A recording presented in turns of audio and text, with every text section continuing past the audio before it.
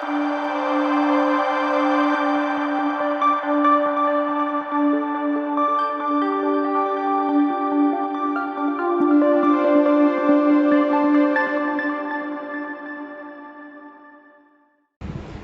The Lord. സ്വർഗീയ സന്ദേശം എന്ന പ്രോഗ്രാമിലേക്ക് എല്ലാവർക്കും സ്വാഗതം. പ്രിയ ദൈവമക്കളെ, ഇന്നത്തെ എപ്പിസോഡിൽ ഞാൻ നിങ്ങളുമായി പങ്കുവയ്ക്കുന്ന വിഷയം, കഴിഞ്ഞ എപ്പിസോഡിൽ നമ്മൾ ധ്യാനിച്ചു കൊണ്ടിരിക്കുന്ന വിഷയമാണ്. തിരുവചനത്തിൽ നാവിനെ കുറിച്ച് എന്താണ് പറയുന്നത്, അതിൻ്റെ ചില ഭാഗങ്ങൾ കൂടെ നമ്മൾ ഇന്ന് ചിന്തിച്ച് ഈ വിഷയം അവസാനിപ്പിക്കുകയാണ്. കഴിഞ്ഞ എപ്പിസോഡിൽ പ്രധാനമായിട്ട് നമ്മൾ നാവിനെക്കുറിച്ച് 3 തരത്തിലുള്ള നാവിനെയാണ് നമ്മൾ ചിന്തിച്ചത്. ഇന്ന് 4ാമതായിട്ട് ഉള്ള, അതായത് നാവിനെ കുറിച്ചുള്ള 4ാമത്തെ പോയിന്റ്, സങ്കീർത്തനങ്ങൾ 5:9 വാക്യം. അവരുടെ വായിൽ ഒട്ടും നേരില്ല, അവരുടെ അന്തരംഗം നാശകൂപം തന്നെ. അവരുടെ തൊണ്ട തുറന്ന ശവക്കുഴിയാകും, നാവുകൊണ്ട് അവർ മധുരവാക്ക് പറയും. ആമേൻ. അപ്പോൾ ഇന്ന് 4ാമതായി നാം ചിന്തിക്കുന്ന നാവിനെ കുറിച്ചുള്ള 4ാമത്തെ പോയിന്റ്, നേരില്ലാത്ത നാവ്. നേരില്ലാത്ത നാവ്. അപ്പൊ ശരിയായി നാവ് ഉപയോഗിച്ചില്ലെങ്കിൽ ആ നാവിലൂടെ അപകടങ്ങൾ വരുത്തും, ആ നാവിലൂടെ നാശങ്ങൾ ഉണ്ടാക്കും. ഒരിക്കൽ ഒരു പിതാവ് തൻ്റെ മകൻ ആദ്യത്തെ വർഷം ഫെയിലായി. പെട്ടെന്നുള്ള ആ ഒരു ദേഷ്യത്തിലും വിഷമത്തിലും ആ പിതാവിൻ്റെ വായിൽ നിന്നൊരു വാക്ക് വന്നു, നിന്നെ ഇവിടെ കണ്ടുപോകരുത്. ഈ വാക്ക് പെട്ടെന്ന് ഉപയോഗിച്ചു, പക്ഷേ അത് ആ മകന്റെ ഹൃദയത്തിൽ സ്പർശിക്കുകയും ആ ഒരു വാക്ക് അവൻ്റെ ചെവിയിൽ മന്ത്രിച്ചു കൊണ്ടിരുന്നു, നിന്നെ ഇവിടെ കണ്ടുപോകരുത്. ഈ വാക്ക് അവൻ്റെ ജീവിതത്തോട് ഇടപെട്ടുകൊണ്ടിരുന്നു. പിറ്റേ പ്രഭാതത്തിന് മുന്നമേ അവൻ സ്വയമായിട്ട് ലോകത്തുനിന്നും ആത്മഹത്യ ചെയ്ത് ഈ ലോകത്തുനിന്നും മാറ്റപ്പെട്ടു പോകേണ്ട രീതിയിൽ ഈ ഒരു വാക്കിലൂടെ പൈശാചിന്റെ ശക്തി ആ മകന്റെ ഹൃദയത്തിലേക്ക് പ്രവേശിച്ചു. അപ്പൊ നേരില്ലാത്ത വാക്ക് അനേകരുടെ ഹൃദയങ്ങൾക്ക് അത് നന്മയ്ക്കു പകരം തിന്മയിലേക്ക് ആ വ്യക്തിയെ കൊണ്ടുപോകും. അതാണ് ഈ തിരുവചനത്തിൽ പറയുന്നത്, അവരുടെ വായിൽ ഒട്ടും നേരില്ല, അവരുടെ അന്തരംഗം നാശകൂപം തന്നെ. അവരുടെ തൊണ്ട തുറന്ന ശവക്കുഴിയാകുന്നു, നാവുകൊണ്ട് അവർ മധുരവാക്ക് പറയും. അപ്പൊ നേരില്ലാത്ത വാക്ക് ഒരു വ്യക്തിയെ മധുരിപ്പിക്കുകയല്ല, നേരില്ലാത്ത വാക്ക് ഒരു വ്യക്തിയെ വേദനയിലേക്കും ശവക്കുഴിയിലേക്കും വലിച്ചു കൊണ്ടുപോവുകയാണ്. അപ്പൊ ദൈവഭക്തരായ ദൈവമക്കളുടെ നാവ് ഇങ്ങനെ പ്രവർത്തിക്കുവാൻ പാടില്ല. നമുക്കതെങ്ങനെ ജയിക്കാൻ കഴിയും? ദൈവത്തിൻ്റെ പരിശുദ്ധാത്മാവ് ഒരു വ്യക്തിയാണ്, ഒരാളത്വമാണ്. ബലഹീനയിൽ തുണ നിൽക്കുന്നതാണ് പരിശുദ്ധാത്മാവ്. അപ്പോൾ നേരില്ലാത്ത വാക്ക് പറയുവാൻ നമ്മെ പ്രേരിപ്പിക്കുന്ന ദുരാത്മാവിൻ്റെ കടകത്തെ ഒരു ദൈവഭക്തന് പരിശുദ്ധാത്മാവിനാൽ ബ്രേക്ക് ചെയ്ത് ജയത്തിലേക്ക്, അനുഗ്രഹത്തിലേക്ക് കയറി വരുവാൻ കഴിയും. ആമേൻ. അപ്പോൾ ഒരു ദൈവഭക്തന് നേരില്ലാത്ത നാവ് ആവശ്യമില്ല. നേരില്ലാത്ത വാക്കുപയോഗിക്കുന്ന പ്രവണത, സ്വഭാവം നമ്മുടെ നാവിൻ്റെ തുമ്പിൽ നിന്നും അത് നീക്കിക്കളയണം. മനുഷ്യൻ ബലഹീനയാണ്, ജീവിതത്തിൽ തെറ്റുകൾ വന്നിട്ടുണ്ടാകാം. പക്ഷെ ദൈവത്തിൻ്റെ പരിശുദ്ധാത്മാവ് എന്നെയും നിങ്ങളെയും സഹായിക്കും. തിരുവചനം നമ്മെ സഹായിക്കും. ഹല്ലേലൂയ. 5ാമത്തതായ നാവെന്ന് പറയുന്നത് വമ്പു പറയുന്ന നാവാണ്. സങ്കീർത്തനങ്ങൾ 12:3 വാക്യം. കപടമുള്ള അധരങ്ങളൊക്കെയും വമ്പു പറയുന്ന നാവിനെയും യഹോവ ഛേദിച്ചു കളയും. അപ്പൊ കപടമുള്ള നാവിനെ, കപടമുള്ള അധരങ്ങളെ, വമ്പ് പറയുന്ന നാവ്, വമ്പ് പറയുന്ന നാവ്. ഒരു ദൈവഭക്തന് വമ്പ് പറയുന്ന നാവ് ആവശ്യമില്ല. തിരുവചനത്തിൽ പഴയ നിയമ ഭാഗത്ത് ഹാമാൻ ഒരു വ്യക്തിയെ നമുക്ക് കാണാൻ കഴിയും. ഹാമാൻ രാജാവിന്റെ മന്ത്രിസ്ഥാനത്തായിരിക്കുകയാണ്. പക്ഷേ ഒരു ദിവസം മൊർദെഖായിയെ ദൈവം അനുഗ്രഹിക്കുവാൻ, മാനിക്കുവാൻ ദൈവം ആഗ്രഹിച്ചപ്പോൾ രാജാവിന്റെ ഹൃദയത്തിൽ ആത്മാവ് ഉണർത്തി. ആ നിമിഷത്തിൽ രാജാവ് ഹാമാനെ വരുത്തി ചോദിക്കുകയാണ്, ഞാൻ ആദരിക്കാനിരിക്കുന്ന പുരുഷന് എന്തൊക്കെ ചെയ്യണം? ഹാമാൻ ഉള്ളുകൊണ്ട് പറയുകയാണ്, എന്നെയല്ലാതെ രാജാവ് ആരെയാണ് ആദരിക്കുന്നത്? ഇപ്പൊ ഹൃദയത്തിൽ വമ്പ് പൊങ്ങി വരികയാണ്. നാശത്തിന് മുമ്പേ ഗർവം, വീഴ്ചയ്ക്ക് മുന്നേ ഉന്നത ഭാവം. ഒരു വ്യക്തിക്ക് വീഴ്ച വരുമെന്ന് നമ്മൾ മനസ്സിലാക്കുന്നത് അവരിൽ ഒരു ഉന്നത ഭാവം വരുന്നുവെങ്കിൽ വീഴ്ചയിലേക്ക് പൈശാചിന്റെ മണ്ഡലം കൊണ്ടുപോവുകയാണ്. സ്തോത്രം. അപ്പൊ ഈ ഹാമാൻ സ്വയമായിട്ട് വമ്പ് കാണിക്കുക, സ്വയം പറയുകയാണ്, എന്നെയല്ലാതെ രാജാവ് ആരെയാണ് ആദരിക്കുന്നത്? ആമേൻ. ഒരു ദൈവഭക്തന് വമ്പ് പറയുന്ന നാവ് ആവശ്യമില്ല. വമ്പ് കാട്ടുന്ന സ്വഭാവം ഒരു ദൈവഭക്തന് ആവശ്യമില്ല. ദൈവത്തിന്റെ പരിശുദ്ധാത്മാവ്, ബലഹീനെ തുണ നിൽക്കുന്ന പരിശുദ്ധാത്മാവ്, അങ്ങനെയുള്ള സ്വഭാവ രീതികൾ ദൈവഭക്തന്റെ ജീവിതത്തിൽ, ദൈവപൈതന്റെ ജീവിതത്തിൽ ഉണ്ടെങ്കിൽ അതിൽ നിന്ന് ജയിക്കുവാൻ ദൈവത്തിന്റെ പരിശുദ്ധാത്മാവ് സഹായിക്കും. ലംഘനങ്ങളെ മറച്ചു വയ്ക്കുന്നതിന് ശുഭം വരികയില്ല. ഏറ്റുപറഞ്ഞ് ഉപേക്ഷിക്കുന്നതിനോ കരുണ ലഭിക്കും. എന്നെ കേൾക്കുന്ന പ്രിയ ദൈവമക്കളെ, വമ്പ് പറയുന്ന നാവ് നമുക്ക് ആവശ്യമില്ല. അങ്ങനെയുള്ള മേഖലയിൽ ദുരാത്മാവ് നമ്മളെ സ്വാധീനിക്കുന്നുവെങ്കിൽ പരിശുദ്ധാത്മാവിനോട് നാം ചേർന്ന് നിൽക്കുക. പരിശുദ്ധാത്മാവ് നമ്മളെ സഹായിക്കും. ഹല്ലേലൂയ. ആറാമതായി ചതിക്കുന്ന നാവ്. ആമേൻ. റോമർക്കെഴുതിയ ലേഖനം 3-ാം അധ്യായം 13-ാമത്തെ വാക്യം, അവരുടെ തൊണ്ട തുറന്ന ശവക്കുഴി, നാവുകൊണ്ട് അവർ ചതിക്കുന്നു, സർപ്പവിഷം അവരുടെ അധരങ്ങൾക്ക് കീഴിലുണ്ട്. അപ്പൊ നാവ് കൊണ്ട് ചതിക്കുക. ആമേൻ. ചതിക്കുന്ന നാവ് ദൈവമക്കൾക്ക് ആവശ്യമില്ല. തിരുവചനത്തിൽ യേശുവിന്റെ കൂടെയുള്ള ശിഷ്യന്മാരാണ് തന്നെ ചതിക്കുന്നത്. യൂദ പറയുന്നു, ഞാൻ നിങ്ങൾക്ക് കാണിച്ചു തരാം, ഞാൻ യേശുവിനെ കാണിച്ചു തരാം, ചുംബിച്ച് കാണിച്ചു തരാം. തൻ്റെ നാവ് തന്നെ യേശുവിനെ ചതിക്കുക. അല്പസമയത്തിനു വേണ്ടിയാണെങ്കിലും പത്രോസ് 3 പ്രാവശ്യം നാവ് കൊണ്ട് തള്ളിപ്പറയുകയാണ്, ചതിക്കുകയാണ്. ജീവിതത്തിൽ മനുഷ്യൻ ബലഹീനയാണ്. പക്ഷേ ദൈവത്തിന്റെ പരിശുദ്ധാത്മാവ് നമ്മളെ സഹായിക്കും. അങ്ങനെയുള്ള മേഖലകൾ, പ്രലോഭനങ്ങൾ നമ്മുടെ ജീവിതത്തിൽ വരുമ്പോൾ നമ്മളത് തിരിച്ചറിഞ്ഞ് അങ്ങനെയുള്ള മേഖലയിൽ നിന്ന് നമ്മൾ രക്ഷപ്പെടണം.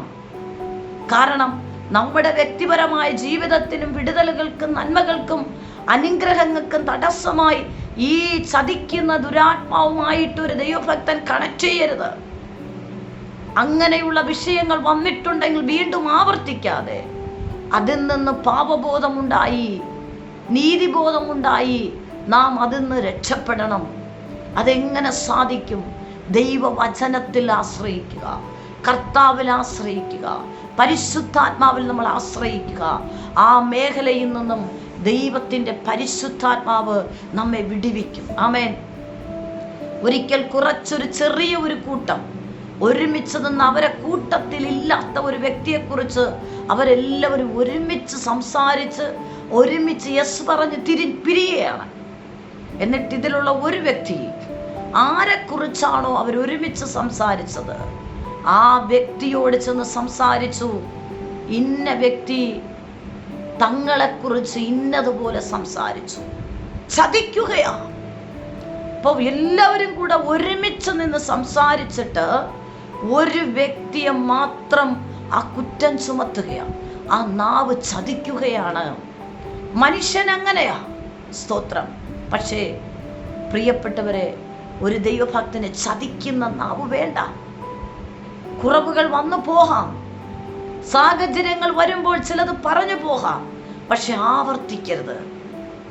യേശു ഒരിക്കൽ തൻ്റെ മുന്നിൽ മോശയുടെ ന്യായപ്രമാണ പ്രകാരം കല്ലെറിഞ്ഞ് കൊല്ലണമെന്ന് പറഞ്ഞു കൊണ്ടുവന്ന പുരുഷാരം കൊണ്ടുവന്ന സ്ത്രീയോട് യേശു പറഞ്ഞു, സ്ത്രീയെ, ഞാൻ നിന്നെ കുറ്റം വിധിക്കുന്നില്ല, ഇനി മേലാ നീ ചെയ്യരുത്. അതേ പ്രിയപ്പെട്ടവരെ, ചതിക്കുന്ന നാവ് ഒരു ഭക്തന് വേണ്ട. ചില സാഹചര്യങ്ങളിൽ, പ്രലോഭനങ്ങളിൽ നമ്മുടെ നാവിൽ നിന്നും തെറ്റായി വന്നിട്ടുണ്ടെങ്കിൽ പരിശുദ്ധാത്മാവ് പറയുന്നു, ക്ഷമിക്കുന്ന ദൈവമാണ്. ആ മേഖല വീണ്ടും നീ തുടരാതെ അതിൽ നിന്ന് നീ എഴുന്നേൽക്കുക. ദൈവവചനം എഴുന്നേറ്റ് പ്രകാശിക്കാം. നിന്റെ പ്രകാശം വന്നിരിക്കും. യഹോവയുടെ തേജസ് നിന്റെ മേൽ ഉദിച്ചിരിക്കും. വീഴ്ചകൾ വരാം, കുറവുകൾ വരാം, പക്ഷെ ആവർത്തിക്കാതെ അതിൽ നിന്നും ദൈവത്തിൻ്റെ പരിശുദ്ധാത്മാവേ എന്നെ സഹായിക്കണമെന്ന് പറഞ്ഞ് അത് തുടരുവാനല്ല, അതിനെ എന്നേക്കുമായി സ്റ്റോപ്പ് ചെയ്തിട്ട് അടുത്ത നിലവാരത്തിലേക്ക്, അടുത്ത കൃപയിലേക്ക്, അടുത്ത ശക്തിയിലേക്ക് ദൈവം എന്നെ നിങ്ങളെ കുറിച്ച് ആഗ്രഹിക്കുന്ന ദൈവത്തിന്റെ പ്ലാനിങ്ങിലേക്ക് കയറുക. ആമേൻ. ചതിക്കുന്ന നാവ് നമുക്ക് ആവശ്യമില്ല. ഒരു ദൈവഭക്തന് ചതിക്കുന്ന നാവ് വേണ്ട. നമ്മുടെ നാവ് അനേകരെ ആശ്വസിപ്പിക്കുന്ന, അനേകർക്ക് ബലം കൊടുക്കുന്ന, അനേകർക്ക് കരുത്ത് കൊടുക്കുന്ന, അനേകരെ ഹൃദയങ്ങൾ ആശ്വാസം കൊടുക്കുന്ന, അനേകർക്ക് വചനങ്ങൾ പറഞ്ഞു കൊടുക്കുന്ന, യേശുവിനെ കാണിച്ചു കൊടുക്കുന്ന നാവുകളായി തീരണം. സ്തോത്രം. ആമേൻ. ഏഴാമതായി അടുത്തതായി വഷളത്വം പറയുന്ന നാവ്. സ്തോത്രം. സദൃശ്യവാക്യം 17:4. ദുഷ്കർമ്മി നീതികെട്ട അധരങ്ങൾക്ക് ശ്രദ്ധ കൊടുക്കുന്നു, വ്യാജം പറയുന്നവൻ വഷളത്വമുള്ള നാവിന് ചെവി കൊടുക്കുന്നു. വഷളത്വം പറയുക നമ്മൾ സ്ഥിരം കേൾക്കുന്ന വാക്കാണ്. പേരൻസ് തൻ്റെ കുഞ്ഞുങ്ങളോട് പറയും, ഈയിടെയായി നീ വഷളായി പോകുന്നു, നീ വഷളായിരിക്കുന്നു. അതിനർത്ഥം ആ കുഞ്ഞ് കറക്റ്റായിട്ട് പൊയ്ക്കൊണ്ടിരുന്ന സ്ഥാനത്ത് ഒരല്പം വ്യതിചലിക്കുമ്പോൾ അവരെ ഒന്ന് കറക്റ്റ് ചെയ്യാൻ പേരൻസ് കൊടുക്കുന്ന സിഗ്നലാ, നീ ഇടയായി വഷളായി പോയി. കാരണം ആയിരുന്ന നേരായ ക്രമമായ ജീവിതത്തിൽ നിന്നും എവിടെയോ തെറ്റുകൾ സംഭവിക്കുകയാണ്. അതുകൊണ്ട് വഷളായി പോവുകയാണ്. കറക്റ്റായിട്ട് വരണം, കറക്റ്റ് ചെയ്യുക, തിരിച്ചറിഞ്ഞു വരാൻ വേണ്ടി അവരാ സിഗ്നൽ കൊടുക്കുന്നത്. ഇപ്പൊ വഷളത്വമുള്ള നാവ്, ഈ വഷളത്വമുള്ള നാവ് എന്താ ചെയ്യുന്നേ? നെഗറ്റീവ് മാത്രമേ പറയത്തുള്ളൂ. അവരും സ്വയമായിട്ട് എപ്പോഴും നിരാശയുടെ വാക്കും, മറ്റുള്ളവരെ നിരാശപ്പെടുത്തുന്ന വാക്കും, അനുഗ്രഹത്തിന് പകരം തെറ്റായ വാക്കും, ശാപവാക്കും, നിരാശയുടെ വാക്കും, പ്രത്യാശയില്ലാത്ത വാക്കും, അവിശ്വാസം ഉണ്ടാക്കുന്ന വാക്കും, അങ്ങനെയുള്ള നാവല്ല ഒരു ദൈവഭക്തന്റെ നാവ്. പ്രത്യാശയെ ഉളവാക്കുന്ന, അതാണ് സങ്കീർത്തനക്കാരൻ ദാവീദ് പറയുന്നത്, എൻ്റെ ആത്മാവേ നീ വിഷാദിച്ച് ഉള്ളിൽ ഞരങ്ങുന്നതെന്ത്? ദൈവത്തിൽ പ്രത്യാശ വയ്ക്കുക, അവൻ എൻ്റെ മുഖപ്രകാശവും രക്ഷയുമാകുന്നു. അപ്പോൾ നിരാശപ്പെടുത്തുന്ന, ഭാരപ്പെടുത്തുന്ന, ആയിരിക്കുന്ന വിശ്വാസത്തിൽ നിന്നും മാറ്റിക്കൊണ്ടുപോകുന്ന, വഷളാക്കുന്ന, മറ്റുള്ളവരെ നേരായ വഴിയിൽ നിന്നും വഷളത്വത്തിലേക്ക് തിരിക്കുന്ന വാക്ക് ആയിരിക്കരുത് ഒരു ഭക്തന്റെ ജീവിതത്തിൽ നിന്നും. അനേകർക്ക് ആശ്വാസം കൊടുക്കുന്ന, സമാധാനം കൊടുക്കുന്ന, തെറ്റായ വഷളത്വ സ്വഭാവത്തിലേക്ക് തിരിയുന്ന വ്യക്തിത്വത്തെ കറക്റ്റാക്കി കൊണ്ടുവരുന്ന ഒരു നാവായിരിക്കണം ഒരു ദൈവഭക്തന്റെ നാവെന്ന് പറയുന്നത്. ആമേൻ. പ്രിയപ്പെട്ടവരെ, ദൈവത്തിന്റെ പരിശുദ്ധാത്മാവ് അതിനായി സഹായിക്കും. സ്തോത്രം. ദൈവത്തിന്റെ പരിശുദ്ധാത്മാവാണ് ആ മേഖലയെ നമുക്ക് ജയം തരുന്നത്. അവസാനമായി നമ്മൾ ചിന്തിക്കുന്ന നാവ്, തീ കത്തിക്കുന്ന നാവ്. യാക്കോബിന്റെ ലേഖനം 3:5. അങ്ങനെ തന്നെ നാവും ചെറിയ അവയവമെങ്കിലും വളരെ വമ്പ് പറയുന്നു. കുറഞ്ഞ തീ എത്ര വലിയ കാട് കത്തിക്കും. അപ്പോൾ അങ്ങനെ തന്നെ നാവും ചെറിയ അവയവമെങ്കിലും വളരെ വമ്പ് പറയുന്നു. കുറഞ്ഞ തീ എത്ര വലിയ കാട് കത്തിക്കും. അപ്പൊ ചെറിയ അവയവമാണ്. ഈ ചെറിയ അവയവമായ നാവ് ആ നാവിൽ നിന്ന് പുറപ്പെടുന്ന വാക്ക് വലിയ കാടിനെ കത്തിക്കും. ആ ചെറിയ വാക്ക് വലിയ വിഷയമുണ്ടാക്കും. ആ ചെറിയ വാക്ക് ഭൂചലനം പോലെ വലിയ വിഷയമുണ്ടാക്കും. സകലത്തെ നശിപ്പിച്ചു കളയും. സകല സ്വപ്നങ്ങളെ ഉടച്ചു കളയും. സകല ആഗ്രഹങ്ങളെ നശിപ്പിച്ചു കളയും. ഒരൊറ്റ വാക്ക. സ്തോത്രം. ശിംശോന്റെ ജീവിതത്തിൽ ശിംശോൻ ഉണ്ടായിരുന്ന ദൈവശക്തിയുടെ രഹസ്യം ശിംശോന് ദൈവവുമായിട്ടുള്ള ബന്ധമാണ്. പക്ഷെ ജീവിതം വഷളായിപ്പോയി, വഷളത്വത്തിലേക്ക് പോയി, തെറ്റായ ചില തീരുമാനങ്ങളിലേക്ക് പോയി. ആ സാഹചര്യത്തിൽ പ്രലോഭനങ്ങൾ താൻ വീഴുകയും താനും ദൈവമായിട്ടുള്ള രഹസ്യമായ ശക്തിയുടെ ബന്ധത്തെക്കുറിച്ച് വഷളായ അനുഭവങ്ങളിലേക്ക് ഇറങ്ങിച്ചെന്നപ്പോൾ തൻ്റെ നാവിൽ നിന്ന് വന്നതായ വാക്ക്, ഈ ശക്തി എവിടെയാണ് അടങ്ങിയിരിക്കുന്നു എന്നുള്ളത് തൻ്റെ മുടിയിലാണെന്ന് ദലീനയോട് ആമേൻ താൻ തൻ്റെ ഉള്ളിലുള്ള ദൈവമായിട്ടുള്ള ആ രഹസ്യ ബന്ധത്തെ നിമിഷങ്ങൾ കൊണ്ട് വായിലൂടെ വന്ന വാക്ക്, നാവിലൂടെ വന്ന വാക്ക്, ആ വാക്ക് തന്നെയാണ് ശിംശോന്റെ ജീവിതത്തിന്റെ ജീവനെ കത്തിച്ചു കളഞ്ഞത്. തിരുവചനത്തിൽ അവസാന നിമിഷത്തിൽ ശിംശോൻ ദൈവത്തോട് പ്രാർത്ഥിച്ചു, വിടുതലൊക്കെ ലഭിച്ചു. വളരെ അനുഗ്രഹത്തോടുകൂടെ താൻ ബലത്തോടെ ഇരിക്കുമ്പോൾ ചെയ്തതായ അത്ഭുതത്തെക്കാൾ മരണസമയത്ത് വലിയ അത്ഭുതങ്ങൾ ചെയ്തു. പക്ഷേ പ്രിയപ്പെട്ടവരെ, ആ ഒരു ഒറ്റ വാക്ക, താനും ദൈവമായിട്ടുള്ള രഹസ്യമായ ആ രഹസ്യത്തെ നിമിഷങ്ങൾ കൊണ്ട് വഷളത്വത്തിലേക്ക് തിരിഞ്ഞപ്പോൾ താൻ അറിയാതെ ഉള്ളിൽ നിന്നും ആ രഹസ്യം തൻ്റെ വായിലൂടെ പുറപ്പെട്ടപ്പോൾ നാവിലൂടെ വന്ന ഒറ്റ വാക്കു മുഖാന്തരം തൻ്റെ ജീവനെ തീ കൊളുത്തുവാനിടയായി, ജീവനെ നശിപ്പിച്ചു കളയുവാനിടയായി. സ്തോത്രം. പ്രിയപ്പെട്ടവരെ, ഒരു ദൈവഭക്തന്റെ ജീവിതത്തിൽ അനേകരെ ജീവിതത്തെ നശിപ്പിക്കുന്ന വാക്കുകളല്ല, നമ്മുടെ നാവിൽ നിന്ന് പുറപ്പെടുന്ന വാക്ക് അത് അനേകർക്ക് ആശ്വാസമായി തീരട്ടെ, അത് അനേകർക്ക് വിടുതലായി തീരട്ടെ. നാമും ദൈവവുമായിട്ടുള്ള രഹസ്യമായ ബന്ധം നമ്മൾ അത് സൂക്ഷിക്കണം. നാം നമ്മുടെ ജീവിതത്തെ തന്നെ നശിപ്പിക്കുന്ന മേഖലയിൽ ദൈവീകമല്ലാത്ത നാമുമായിട്ടുള്ള ബന്ധത്തിൽ ദൈവീക ജ്ഞാനമില്ലാതെ നമ്മൾ എന്തും സംസാരിക്കരുത്. ജ്ഞാനത്തോടും പരിജ്ഞാനത്തോടും ജീവിപ്പാൻ ദൈവത്തിൻ്റെ പരിശുദ്ധാത്മ നമ്മളെ സഹായിക്കും. അപ്പൊ ഒരു വാക്ക് സകലത്തെയും കത്തിച്ചു കളയും, സകല സ്വപ്നങ്ങളെ നശിപ്പിച്ചു കളയും. ഒരു ഒറ്റ വാക്കാണ്. സ്തോത്രം. അത് കാട് കത്തിക്കും. ഒരു ദൈവഭക്തന് അങ്ങനെയുള്ള നാവ് ആവശ്യമില്ല. പരിശുദ്ധാത്മാവ് നമ്മളെ സഹായിക്കും. പരിശുദ്ധാത്മാവ് നമ്മളെ ബലപ്പെടുത്തും. പ്രിയ ദൈവമക്കളെ, ജീവിതത്തിൽ കുറവുകളും ബലഹീനങ്ങളുമുണ്ട്, വീഴ്ചകളുണ്ട്. പക്ഷേ ആ വീഴ്ചയിൽ തന്നെ കിടക്കാതെ എഴുന്നേറ്റ് പ്രകാശിക്കാം. നിന്റെ പ്രകാശം വന്നിരിക്കും. യഹോവയുടെ തേജസ് നിന്റെ മേൽ ഉദിച്ചിരിക്കുന്നു. വീഴ്ചകൾ ഉണ്ടാകും, പക്ഷേ അവിടെ നമ്മൾ കിടക്കേണ്ടവരല്ല. പരിശുദ്ധാത്മാവോട് പറ, കർത്താവേ എന്നോട് ക്ഷമിക്കണം, തെറ്റിപ്പോയി, കുറവ് സംഭവിച്ചു പോയി. പരിശുദ്ധാത്മാവിനെ ബലപ്പെടുത്തണം, എന്നെ എഴുന്നേൽപ്പിക്കണം. നമ്മൾ വാക്ക് തെറ്റിപ്പോകാറുണ്ട്, പക്ഷേ അതിൽ നിന്ന് നമ്മൾ ജയിച്ചു കയറുവാൻ പരിശുദ്ധാത്മാവ് നമ്മളെ സഹായിക്കും. നമ്മുടെ ലക്ഷ്യങ്ങളിലേക്ക് കയറണം.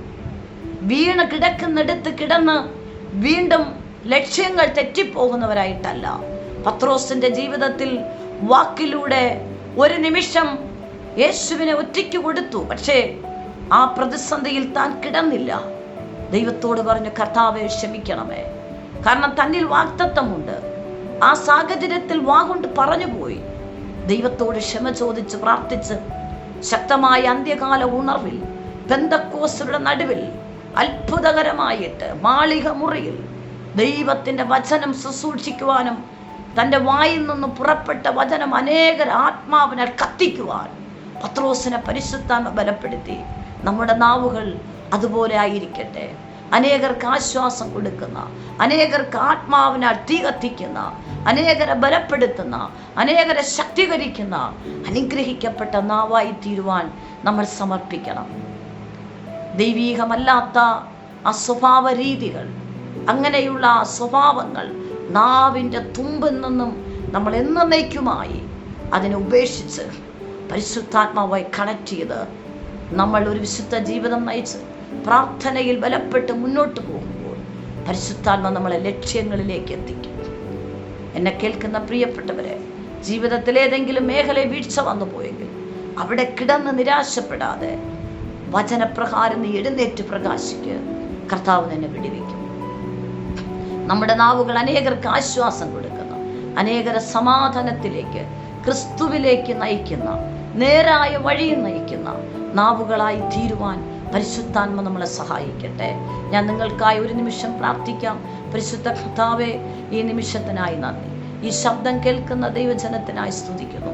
ഇവരുടെ നാവുകൾ അനേകരെ സന്തോഷിപ്പിക്കുന്ന, അനേകരെ ബലപ്പെടുത്തുന്ന, അനേകർക്ക് ആശ്വാസം കൊടുക്കുന്ന നാവുകളാക്കി തീർക്കണം. രോഗികൾ ആരെങ്കിലും ഉണ്ടെങ്കിൽ സൗഖ്യമാകട്ടെ. പരിഹാരമില്ലാത്ത വിഷയങ്ങൾക്ക് വിടുതൽ കൊടുക്കട്ടെ. ആത്മാവിൻ്റെ ശക്തിയാൽ ഓരോരുത്തരെ നിറയ്ക്കണം, ബലപ്പെടുത്തും. യേശു ക്രിസ്തുവിൻ്റെ നാമത്തിൽ തന്നെ. ആമേൻ, ആമേൻ, ആമേൻ. God bless you. ആമേൻ, ആമേൻ.